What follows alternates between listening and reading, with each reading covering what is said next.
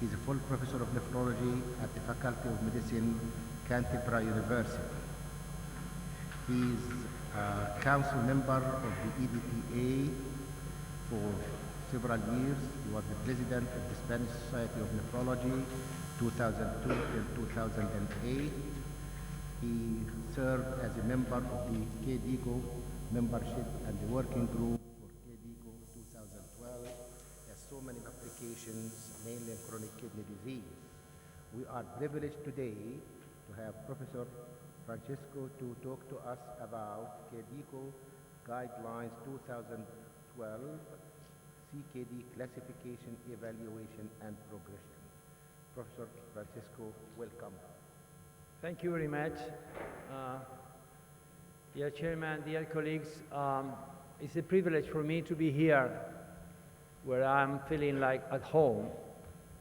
And I want to be grateful to the organizing committee for inviting me to discuss with you the new KDIGO classification of chronic kidney disease. You are aware that in these 10 years ago, there was one important step forward in order to classify chronic kidney disease. It was a revolution in the way how finally in every country the nephrologists, they were with the responsibility to organize epidemiological study looking at what are the prevalence of chronic kidney disease thanks to this classification. But that was 10 years ago. And now, KDIGO has developed new guidelines about the classification, evaluation, and progression. And I would like to approach to you some of the new concepts that have been included in this new classification and stratification. So I have to recognize that the whole group had developed one very important work, and particularly Adira Levin, who was with Paul Stephen, who were just in charge of the group. You have here as well many very important people that were clinician researchers and methodologists: Joseph Corris, Andrew Levine, Adira Levin, Chris Winners, Bertrand Kasiska, I mean many of them that are very well recognized. The work has been definitely very strong. We started in October 2010, and we developed through different meetings the final document that it's built by different sections. Section 1, which is the definition and classification of chronic kidney disease. Section 2, the identification and prediction of progression, management, other complication, and also Section 5, which is referred out to specialists and models of care. So the nomenclature and the description for the rating guidelines recommendation is the same one. So that the grade level 1 is we recommend, level 2 we suggest, and then with 4 degrees of quality of evidence, high or very low. So what is new in the definition of chronic kidney disease? Nothing is new. The definition is the criteria, it is the marker of kidney damage, which is the albuminuria, sedimentary abnormalities, electrolyte abnormalities, abnormalities detected by histology, a structural abnormality detected by imaging, and here is the new concept that has been included, which is implication for health. Since several abnormalities of kidney, the structure of function may exist, but not all have implication for chronic kidney disease. For instance, one single cyst. And also a history of kidney transplantation. And as well, the decreased GFR less than 60 milliliters per minute.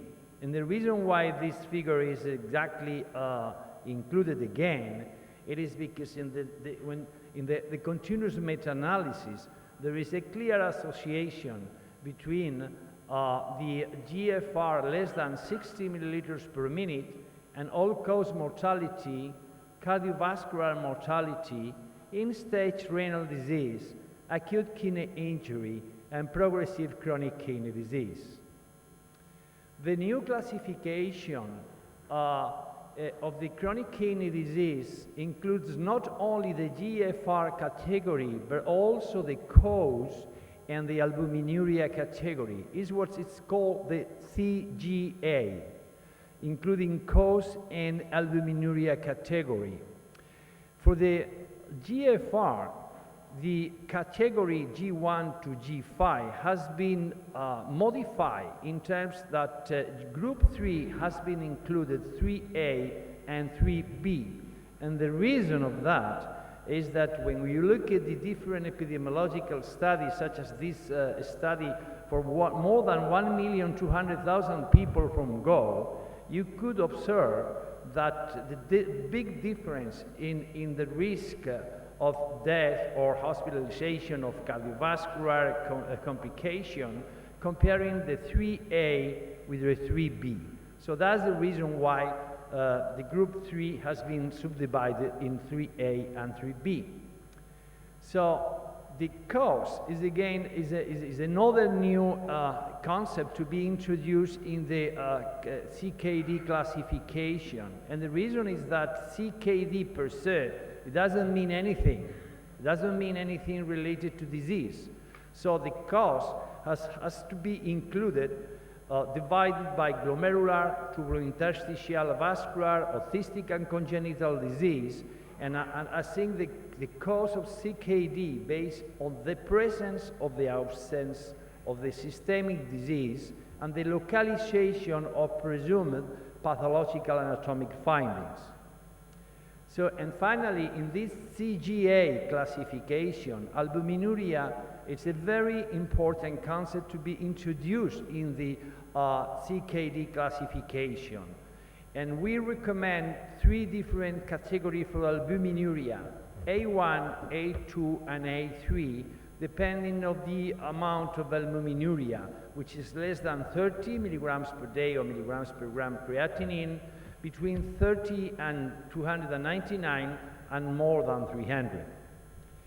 So that in practical terms, we could say that one patient has focal sclerosis, G2, A3, with very important proteinuria, and which is the common cause of nephrotic syndrome. Or, for instance, we could say that the patient has a diabetic kidney disease, G5D on dialysis, A3, which is a very important albuminuria. So, because of neither the category of GFR or the category of albuminuria per se can capture the prognosis, so the group has decided to include the predicting prognosis associating both concepts, and is, as you can see here, which is very similar to the schedule that the figure that they present the cardiologists in terms of risk, has been included the different albuminuria levels with the different GFR categories, and then trying to predict the prognosis by these 2 concepts. So what about the evaluation of chronic kidney disease? Okay, about chronicity, nothing new. So we need to define the chronic kidney disease if the duration is more than 3 months.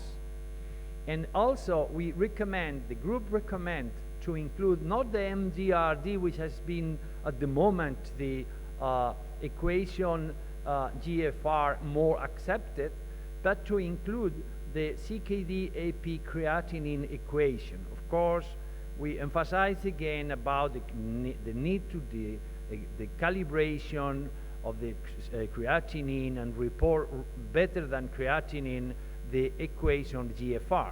But the equation that we recommend, the group recommend, is the CKD AP creatinine equation. And this is based on the fact that the different studies, and in particular this study presented by Andrew Levade, with more than 5,000 participants from 6 different research, comparing with Ilotalamat GFR, show that the CKD EP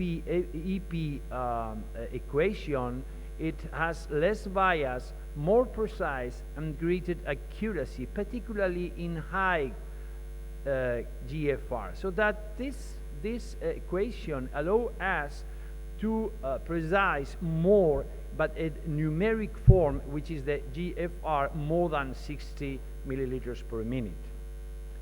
And as you can see here, at that level of GFR, there is a tendency to the right of the curve with the CKD AP. So that probably with this figure, with this equation, the percentage of patients with CKD in a different epidemiological study should be probably lower than it is at the moment.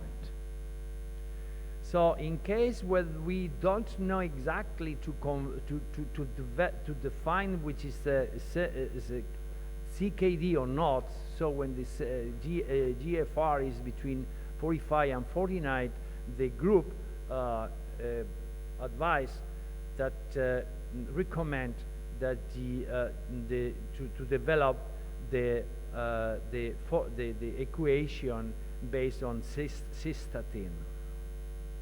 Considering that cystatin has already, like creatinine, some troubles to be interpreted, particularly when there are disorder of thyroid function, when the patient are receiving corticosteroid, or in patients with obesity and diabetes. So in case that we really need to know exactly what is the renal function, the group recommended a precise estimation of GFR with exogenous filtration markers, such, for instance, in case of the living donors. So what about albuminuria? This is a real nightmare to be explained here. But so just to summarize, the group suggests that the best approach to define albuminuria is the urine albumin to creatinine ratio. Second, the urine protein to creatinine ratio. Third, the reagent strip urine analysis for total protein with automatic reading. And finally, with manual reading. And the question is why albumin is being recommended instead of total protein. Why albumin is more pure in order to be introduced in this chronic kidney disease classification. So urine albumin is more specific and sensitive measure of change in glomerular permeability than total urinary total protein. So there is a clear link between albuminuria to outcomes of chronic kidney disease. And finally, the measurement of total protein is really problematic. That is a variation sample to sample, the composition of protein, concentration on non-protein substance, and differences between laboratories, and so finally we recommend better urinary albumin rather than protein. And also the group has decided should not longer be used the term microalbuminuria that has been used by laboratories. And the reason is that albuminuria, it is the risk of adverse event with albuminuria is continuous. It is progressive, as you can see here in this slide. So that it is better to define the amount of albuminuria rather than to develop the concept of microalbuminuria. So the section 2 is based on the definition, identification, and prediction of CKD progression. And the group has developed again this figure in order to recommend how often should be assessed GFR and albuminuria in people with chronic kidney disease. And depending of the differences between in the amount of the different groups of albuminuria, of the different groups of GFR categories, so the group recommended the different monthly reviews of the patient depending of this situation. So the group again emphasized that small fluctuation in GFR are common and not indicative of progression, so that it could be related to medication, volume status, or the biological variability. So it has been really very difficult to define what is progression. And finally, it has been accepted that progression is a drop in GFR category accompanied by a 25% or greater drop in GFR from baseline. Rapid progression is a decline of more than in GFR, more than 5 milliliters per year. And the group has considered important to define what important it is to exclude reversible causes of progression and consider referral to the specialist. So first of all has to be the patient very well excluded these reversible causes of progression such as obstruction, volume depression, non-steroidal anti-inflammatory agent, radioconstant agents, antibiotics, ACE inhibitors, and so on. So, what about the section 3, which is the management of chronic kidney disease progression and complication? So, about blood pressure, the group has defined and has addressed all the recommendations to the KDIGO 2002 blood pressure guidelines, which is based on what are the indication of the ACE inhibitors and of RABs. And for diabetics, should be the first line when the albumin excretion it is between 30 and 300. And for first line in patients with diabetes and non-diabetics as well, for more when they have albuminuria more than 324 hours. There is no evidence to combine angiotensin converting enzyme inhibitors and angiotensin receptor blockade to prevent the progression of CKD. So again, we recommend that all people with CKD at risk of acute kidney injury related to these radiocontrast, surgery, and other medication. And also we recommend to address which has been included in the KDIGO key guideline. The group recommend to lower in protein intake to 0.8 grams per kilograms per day when the GFR is less than 30 milliliters per minute, and avoid high protein intake in people with CKD at risk of progression. So about glycemic control, with evidence 1A, glycosylate hemoglobin less than 7% to prevent of delayed progression of the microvascular complication of diabetes. And this is important. Do not treat them to hemoglobin less than 7% in patients at risk of hypoglycemia.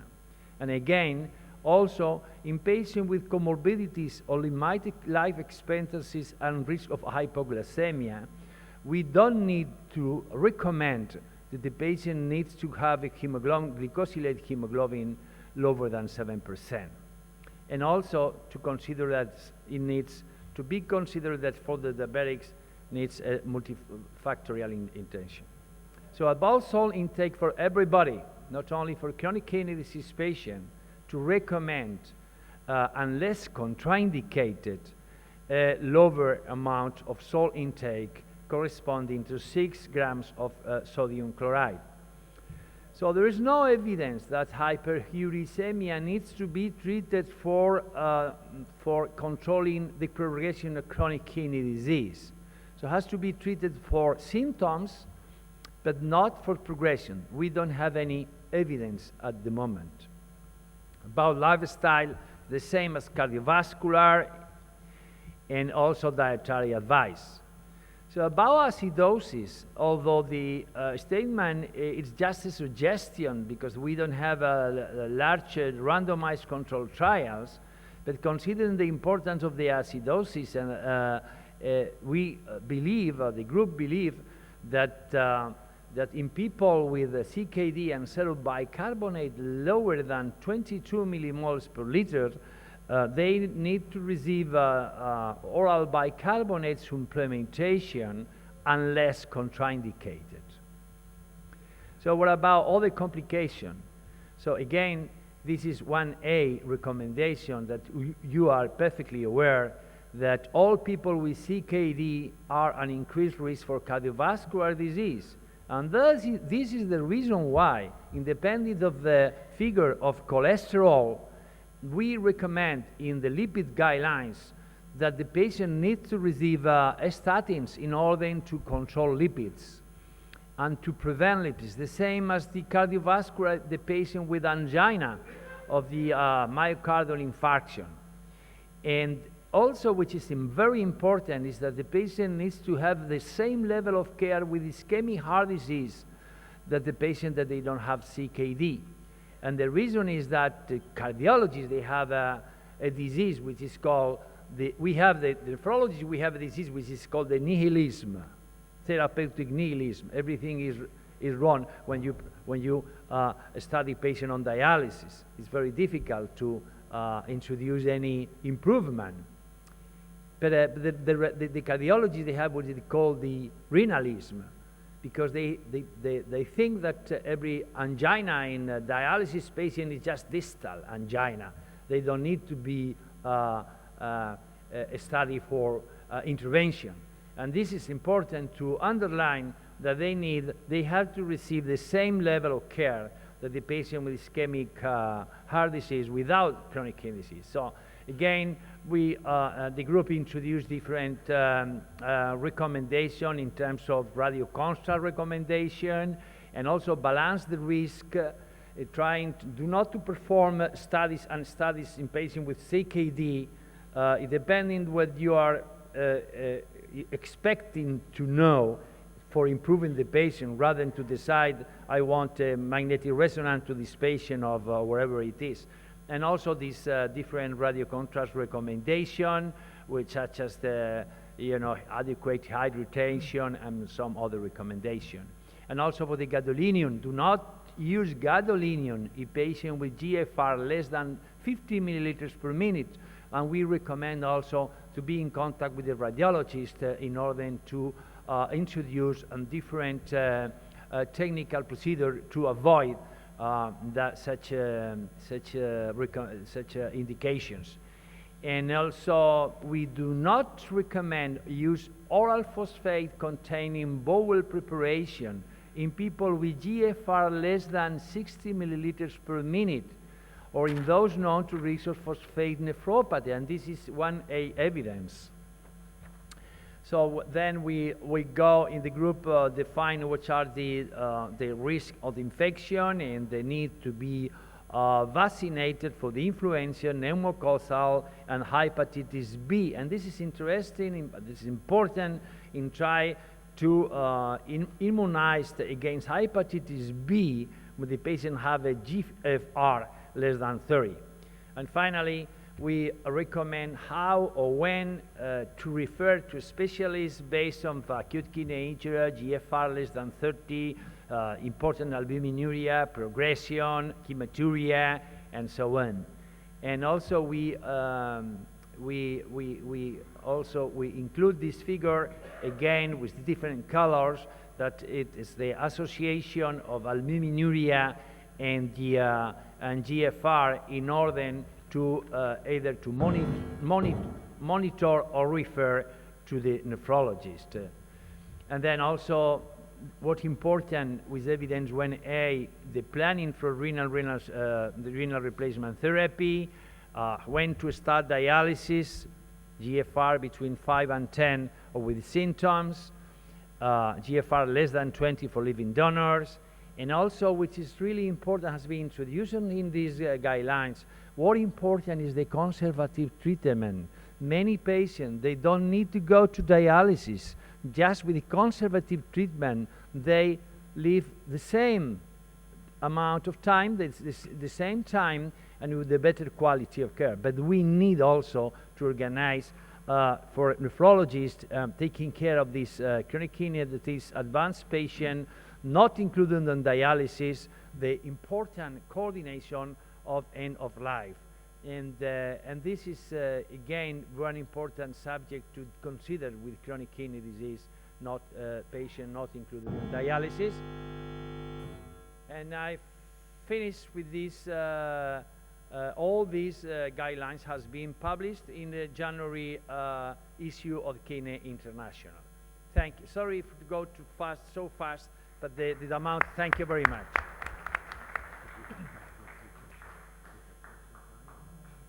Well, thank you very much, Professor Francesco. Now we have the floor for 3-4 questions. Yes, please.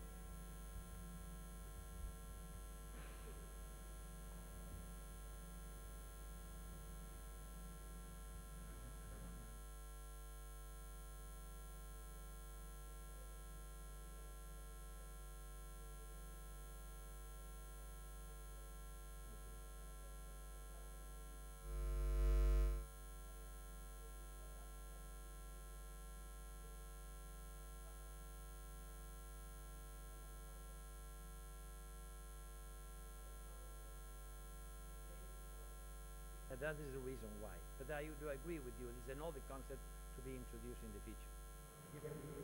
Thank you. Thank you very much for thank you very much for your elegant presentation. I am Walid from Alexandria University. As regards to SGA stages of taking leave, it's very nice to tabulate the patients to calculate the risk factor and the cardiovascular risk, taking into consideration the alcohol as well. But my question is, in screening programs, when you consider albumin as a factor to assess the risk, sometimes it's not applicable because as you know, albumin distribution is quite variable with a lot of factors. For example, the physical activity. When you are seeing a person coming walking, there might be a normal excretion of albumin in their urine. So this may overestimate the situation. This is number one. Number One at a time. Yeah, you mean for screening? Yeah, for screening, okay, you have a very different variation. You have also for protein as well. So, but you need to choose which is the best approach that you need for screening. You can screen by lab sticks as well. I mean, just for the strip agent, I think is the best and most simple thing, and so on. And just in case that you have any doubt, you avoid all these secondary possibilities to be just not related to kidney disease. And then the group recommends to move forward to the albumin creatine ratio, which is more pure and more linked to chronic kidney disease. Thank you very much, Francisco. For the sake of time, we have to move to the second speaker. Sorry, Thank you very much. We Thank can you. go in the hall, we can communicate. Thank you very much. Thank you very much.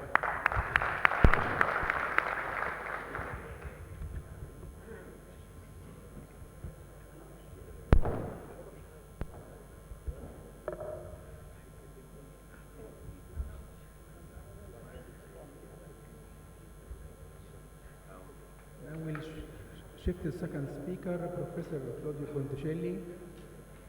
It is my pleasure to present him.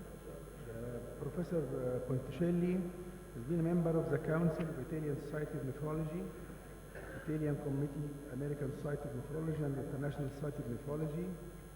and received many medals, and is honorary FRSP, Edinburgh, and honorary speaker at the University of Toronto, Canada. And his CV is very, very long, but for time I heard yesterday. Professor Ponticelli will speak about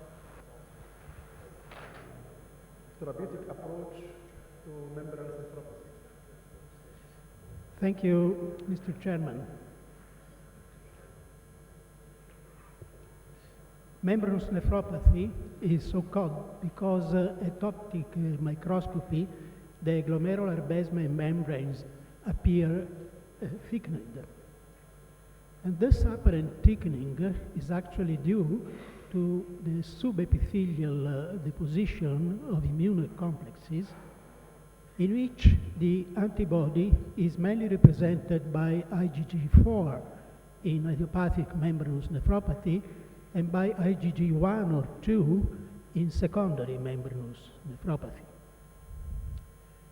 In about 1/3 of cases, membranous nephropathy may be associated with infections, mainly hepatitis B or C, autoimmune disorders, mainly systemic lupus erythematosus, drugs or toxic agents exposure, particularly non-steroidal anti-inflammatory drugs, or miscellaneous conditions including diabetes.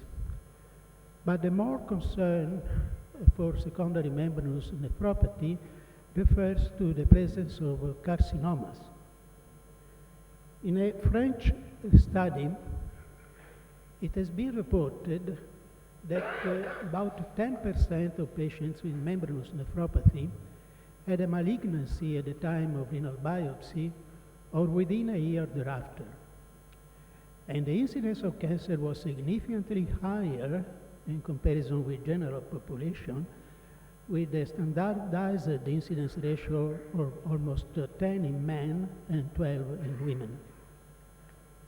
And of particular concern, the frequency of malignancy increased with age up to 20-25% for subjects older than 60 years.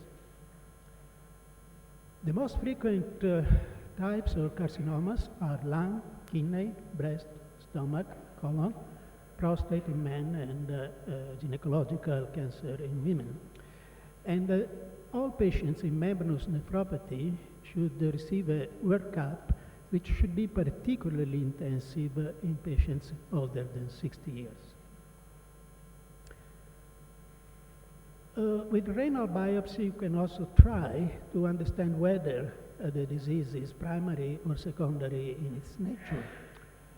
In some cases of secondary membranous nephropathy, the small mesangial or subendothelial deposits can be seen.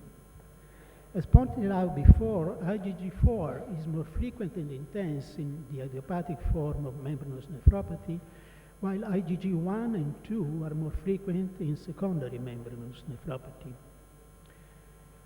And more recently, it has been pointed out that circulating antibodies directed against phospholipase A2 receptor or staining with antiphospholipase A2 receptor in the glomeruli speak for primary membranous nephropathy, while they are lacking or very rare in secondary membranous nephropathy. Coming now to idiopathic membranous nephropathy, in the recent year, we had some important progresses for understanding the pathogenesis of this disease.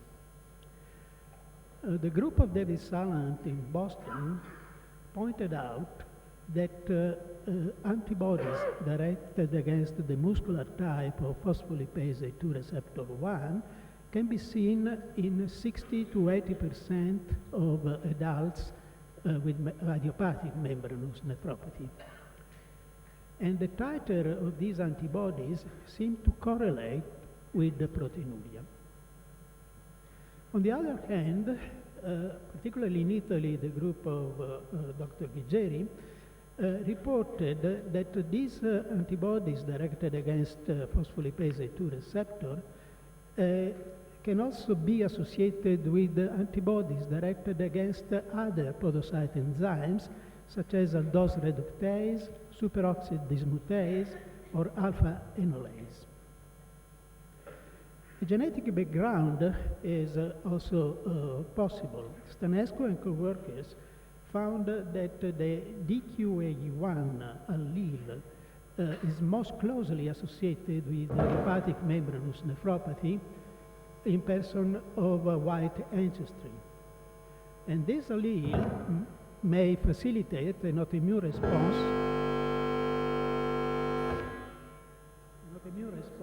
against the variant of phospholipase 2 receptor. Therefore, we can imagine that some patients can have a genetic predisposition to hepatic membranous nephropathy, but probably a several hit is necessary for the development of the disease.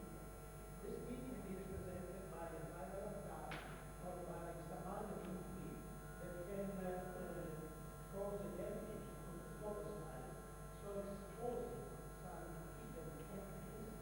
And these antigens,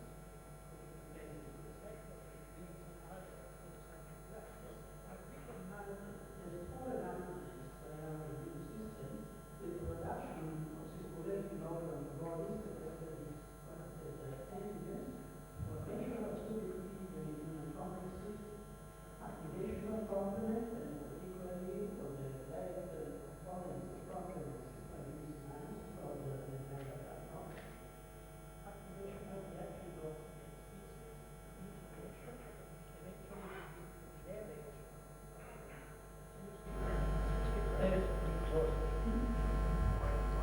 And due to inflammation, damage of the glomerular membrane can alter from a clinical point of view, hepatic membranous nephropathy really affects subjects of 5th to 6th decade of age. Males are more affected than females, and most patients have nephrotic syndrome representation or develop nephrotic syndrome within a few months. The outcome of the disease can be variable. Some patients may enter spontaneous remission, usually partial remission. Other patients may have proteinuria fluctuating between nephrotic and the subnephrotic range, but about 30 to 50% of patients in the very long term may eventually develop a stage renal disease or may die from nephrotic-related complications. And this has been well demonstrated by this review of Mansoura years ago, and it showed that at 10 years, almost 40% of patients enter stage renal disease, and the risk is higher in the following years. Among the risk factors that can lead to possible stage renal disease, let me focus on the most important. It has been reported by many investigators that severe tumor interstitial lesions, but not glomerular lesions, are predictive of renal failure. And this has been confirmed by different meta-analysis. The risk of dialysis in patients with complete remission is very low. Years ago, we reviewed the literature and we found that out of 190 patients who had a complete remission, only one eventually had the stage renal disease. Then Catron in Toronto proposed sophisticated problem in order to evaluate the risk of stage renal disease in patients with membranous nephropathy. And they showed that those patients who have normal serum creatinine and proteinuria lower than 4 grams per day over 6 months have a low risk of progression. Patients with proteinuria ranging between 4 and 8 grams per day over 6 months may enter stage renal disease in more than 50% of cases within 10 years. And patients who have abnormal or deteriorating serum creatinine and proteinuria more than 8 grams per day over 6 months have 66 to 80% probabilities of entering end-stage renal disease within 10 years from clinical onset. Therefore, according to this data, patients with non-nephrotic proteinuria are not worth to be treated with so-called specific therapy. A policy of waiting and seeing can be adopted for patients with proteinuria ranging between 3 and 4 grams per day and patients who remain asymptomatic. But for patients with proteinuria more than 4 grams per day over 6 months, for patients with symptomatic nephrotic syndrome, and for those with deterioration of renal function, a specific treatment should be adopted. Glucocorticoids have been the first treatment to be used in this disease as in many other glomerular diseases. But a meta-analysis of 4 randomized controlled trials showed that the probability of complete remission at 3 years and the actuarial renal survival at 5 years was similar in patients who received glucocorticoids and in patients who received symptomatic treatment. Therefore, at least at the doses for the periods used in these randomized controlled trials, glucocorticoids seem not to be effective. Cytotoxic agents have also been used, and 4 randomized controlled trials have been done, and 3 of these 4 randomized controlled trials reported that chlorambucil or cyclophosphamide could obtain a significant reduction of proteinuria. However, in these studies, the alkylating agents were used for a long period of time, even up to 3 years, and of course, such a prolonged treatment could render the patients more susceptible to disquieting side effects. Many years ago, we tested a new protocol alternating steroids and cytotoxic drugs. Briefly, patients were given 1 pass of methylprednisolone every day for 3 consecutive days, followed by oral prednisone, 0.5 milligrams per kilogram per day in a single morning administration for 27 days. At the end of the month, steroid was stopped and replaced by chlorambucil at an initial dose of 0.2 milligrams per kilogram per day that was adjusted according to the white blood cells, and chlorambucil was given for 1 month. And then chlorambucil was stopped, and steroids were given for a month, followed by another month of chlorambucil, and again 1 month of steroids and 1 hour of chlorambucil, so that the whole treatment lasted 6 months, 3 with steroids and 3 with chlorambucil. In the first randomized controlled trial, patients were assigned to receive the cyclical therapy or symptomatic therapy. Patients were followed for 10 years. At 10 years, the probability of being alive with kidney functioning was significantly better for patients given the combined treatment.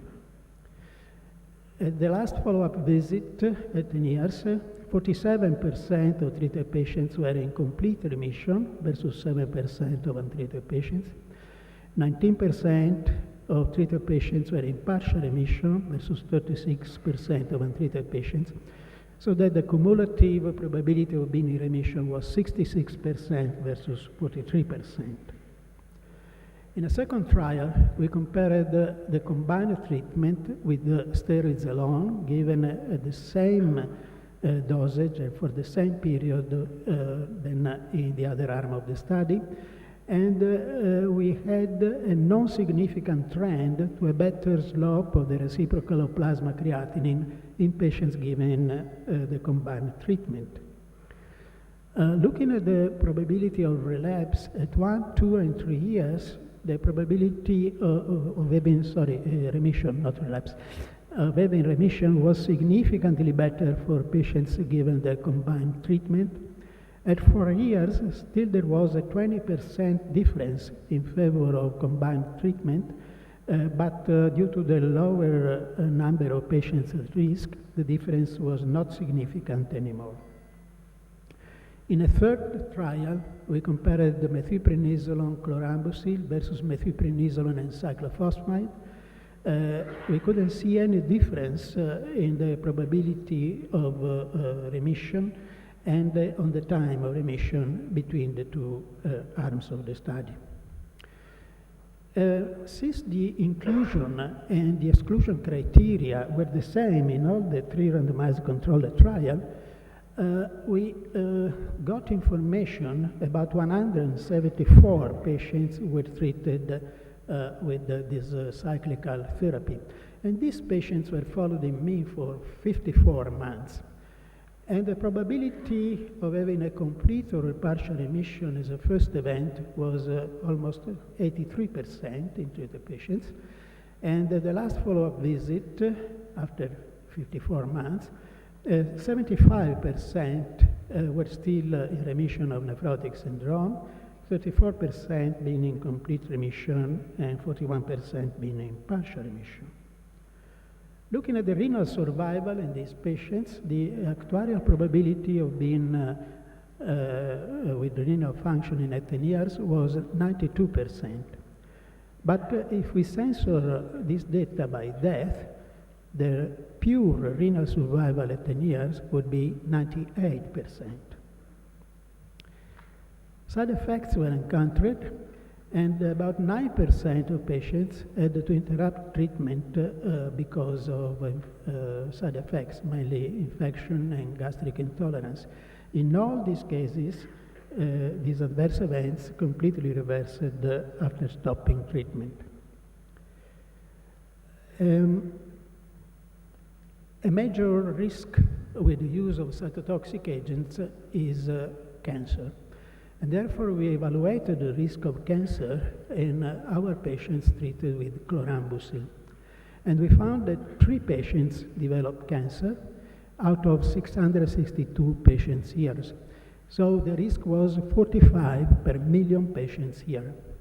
And looking at the data in the United States on the Caucasian population, the risk was exactly the same, 44.7 per million patients year.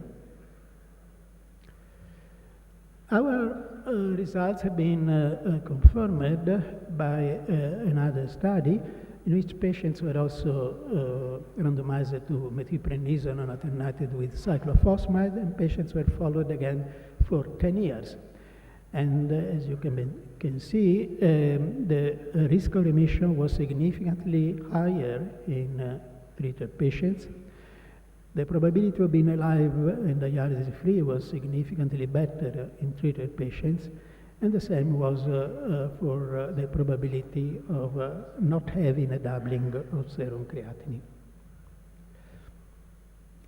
This protocol has also been used in patients with deteriorating renal function, although personally I'm not totally convinced of this.